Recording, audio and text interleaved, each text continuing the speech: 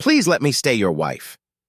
It was Friday morning when my wife calmly informed me that she was going out tonight after work and probably wouldn't be back until the next day.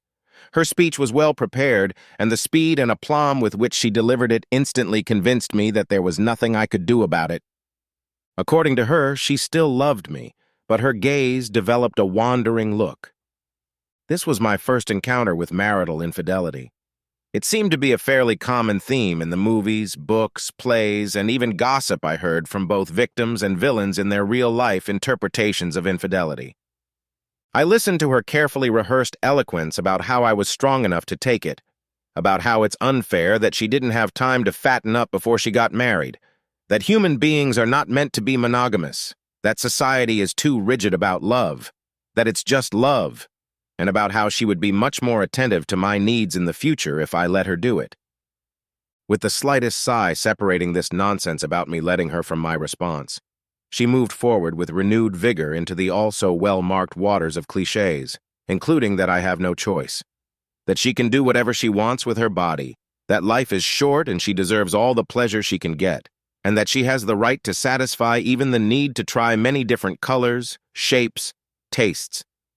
Yes, her selective menu doesn't include brain size or the size of her capital. She was simply aiming for physical taste tests. Please note that I'm not saying I was poorly endowed, nor would I say I was physically weak or soft in character. Is there any way to modestly say that I have at least average intelligence and a large wallet? No? Well, then know that I am a rocket scientist and my work has made me obscenely wealthy. My wife had no complaints. When the former love of my life finished her statement, I could have reacted with the brute force of a huge beast. I felt the rage within me.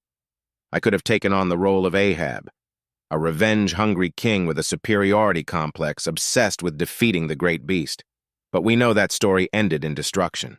No, Melville had a better model for me to follow. Even though the message of this story was so unclear, it has been a subject of contemplation throughout my life. The meaning of its strange central character suddenly became clear to me.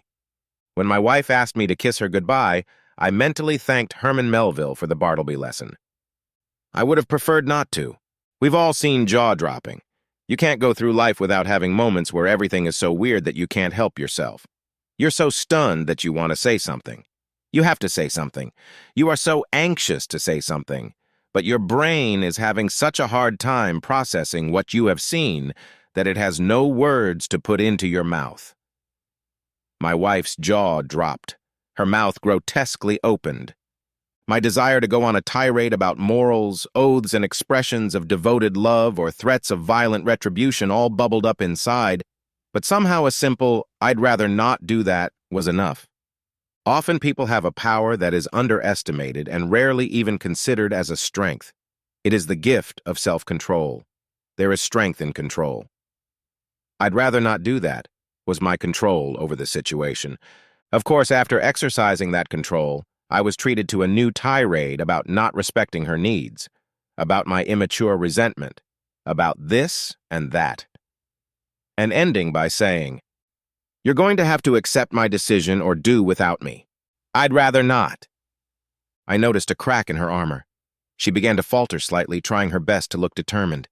I didn't threaten her, didn't beg, didn't cry, didn't explode with indignation. Then she began to negotiate. She promised she wouldn't go out all night on her first date. Instead, she would come home and assure me of her deep love for me, allowing me to reclaim her body. I'd rather not do that. That stunning phrase was the encore.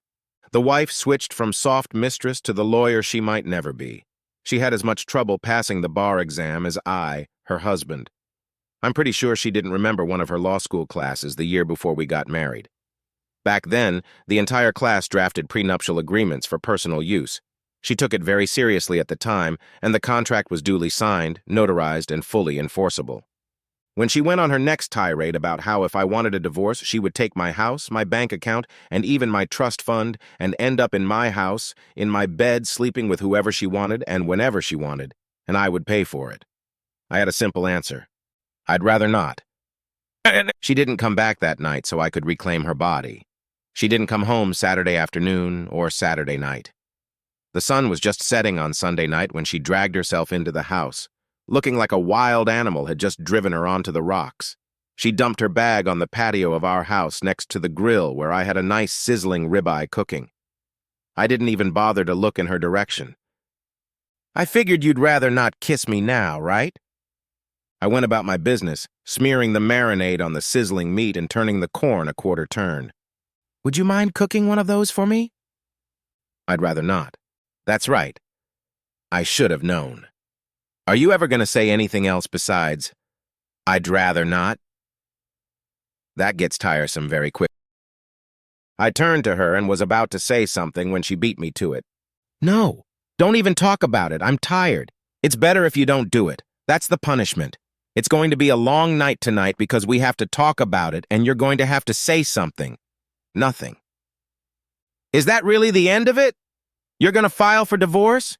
2 years of dating in college, 3 years while I was in law school, and 2 years after that. 5 years of marriage and 7 years together, and you give that up in 2 weekends while I research something else? I needed it. It's been eating away at me for years. I thought it was all said when I married you. I love you and will love you forever. But I couldn't be around another guy without wondering how good he was in bed, questioning how it felt to be fixed instead of cherished. I needed to feel and understand the differences. To be the girl on the cover of a love story where the rough cowboy does whatever he wants to her, or where the lord of the manor exercises his rights over me, a humble peasant girl. I'm sorry, but I couldn't help myself. You're a wonderful husband and a wonderful lover, but I should have tried other men. Oh, baby, I'm so sorry. Please don't just stand there in silence. Say something." I put the steak and cob of corn on a toasted bun and another grilled peach on top and turned to look at my wife for the first time since her return. "I prefer not to do that." "No, baby, don't do that. Don't be so cold to me. Yell at me, threaten me, hit me. Just don't ignore me. I know I was wrong and I'm sorry. I'd do anything for you. Just take me back." "I'd rather not." Things got heated after that. No, I didn't grill her a steak, although for a moment I considered completely charring something for her. In the days that followed, she tried to talk, but every request she made was met with a quietly polite response. "I'd rather not do that." She asked me what I would have preferred to do then, to which I simply shrugged. I didn't leave the room if she tried to talk to me. I didn't ask her what had happened. You could tell she was desperate to gain my favor. The following Friday, she came home a little late, talking at a mile a minute about a happy hour with her co-workers where all she did was drink and laugh. Then she noticed there was nothing on the table and I got dressed to leave the house. "What's going on? Are we going somewhere?" "Oh, wait. You're not taking me with you, are you? Is this really my punishment? Are you going back to my place?" I shook my head and gave her the standard answer. "I'd rather not," and left. I went out to dinner with my parents, who were in town for the weekend. I put them up at the Hilton by the river because I didn't want to involve them in our drama at home. They, of course, already knew all about it and were happy to have a wonderful evening with dinner on a river cruise. I got home at 10:30 p.m., still looking like $1,000,000. I was met by a crying wife. I went to bed. I don't know what was going on in her head, but the next morning I woke up to the smell of the breakfast she had made. This time, my wife didn't question me about anything before she spoke. "Last night was awful. You left without me, and I was left home alone. I couldn't get rid of the thought of you being in town with another woman. I felt so awful. Now I realize how you must have felt when I was gone all weekend. If I ask you a question, will you answer me honestly? Were you with another woman? Considering I've dated both of my parents, and my mom is definitely a woman, I answered honestly, yes." Her face reflected mixed emotions. She now knew that I had dated another woman last night, and that filled her mind with anxiety. On the other hand, I had said something else, something new. It was a good conversation. I ate breakfast, and after picking up my golf clubs, I left. We played golf, my father and I. He was in his 40s, but he was hitting like he was in his prime. At one time, my dad won a community service award for coaching Special Olympics locally for many years, and then serving as the state team director. During the game, we talked about everything but my marriage. I got home just in time to shower and get dressed for dinner. My wife decided to approach me as I was coming down the stairs and heading toward the garage.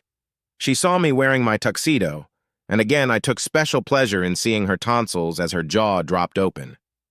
She must be really special to get a night worthy of a tuxedo. I nodded. Honey, I have to tell you that no one compares to you when you dress like that. All of our anniversary dinners have been unforgettable. She's a lucky girl, whoever she is. I don't suppose you want to share with me? I'd rather... No. Well, I understand. I realize I screwed up. I realize I tossed you aside and then spent the weekend humiliating you. I should never have done something like that. A wife's story about her weekend. I will always regret it. Friday date got me a burger at Wendy's on the way to the concert. He told me we had great seats, so I dressed. Well, you saw me. I was nice. Turns out our seats were so far away from the stage that I couldn't see the singers even through binoculars, so he made me buy a beer. Well, I was driving the whole way. It was my car, it was my gas, and then I bought dinner.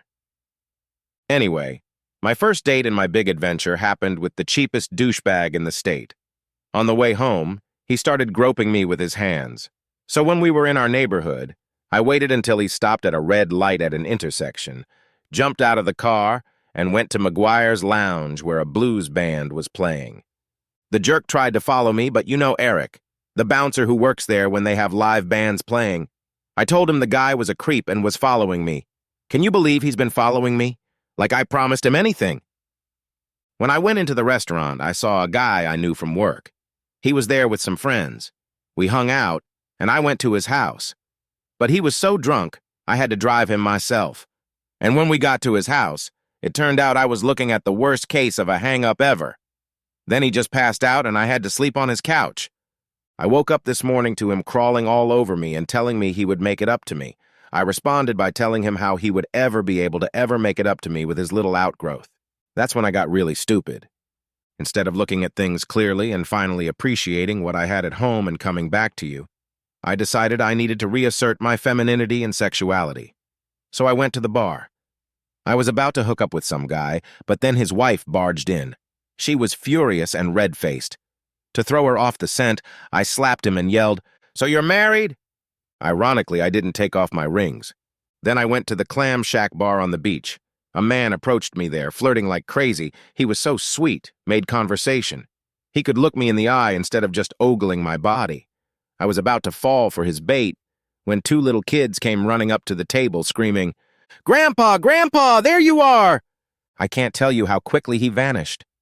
I ended up getting a room in an old motel behind the Clam Shack, bought a bottle of wine, and went out on the balcony for a drink and some quiet time to think. Turns out there was a table full of single and divorced women on the terrace directly below me, and their conversation turned to men. They started talking about their dating failures, naming names, giving details. It came out that my experiences were pretty common. Misogynists, older lechers, and cheap asses. That's what they said men were. Well, I can't blame them much for that. I mean, a girl can hardly expect a man to treat her as an equal and that he will pay for everything. These women on the terrace went through a long list of experiences with married men and men who seemed to be devoted family men, but for whatever reason went left. Then they turned to the physical diversity of the men they dated. They talked about dating guys from other cultures, races, religions, and even different political orientations. They talked about how size was not as important as how caring their lover was. They all agreed that if you can find both in the same man, you should latch onto him and keep him with you forever. I almost left then to come home to you. But I had to listen to the rest of their conversation, and I'm glad I stayed. I heard nothing more. I spent the rest of the night thinking about you. I woke up there on the balcony. The sun was already up and shining in my face, already starting to burn my skin. I felt lousy on so many levels. The guilt of what I made you experience consumed me. My body stiffened from sleep. I had, after all, slept curled up on a chaise lounge on the balcony. My stomach was upset from the disgusting food and the 2 bottles of wine I had consumed the night before, and my head ached from all of the above. I made arrangements for a late checkout and went back to bed. When I woke up, I showered, got dressed, and came home.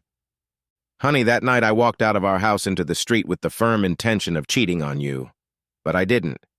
The universe was on your side, baby. It made it clear that I was meant to be with you.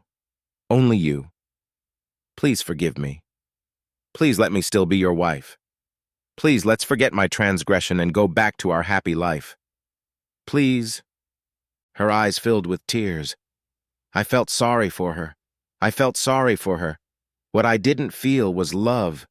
I looked into those eyes, into the eyes of the woman I had loved for so long, and gave her my answer. I would have preferred not to. Epilogue.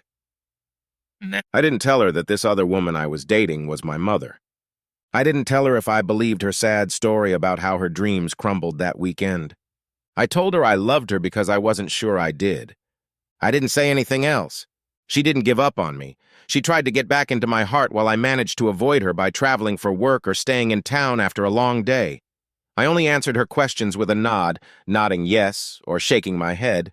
No, but nothing more. I slept in a different room. I ate at different times with her. Eventually, she got tired of the struggle. We never divorced, but in the aftermath, she went to live somewhere else. I think I will put an end point someday, but for now, I'd rather not. The end.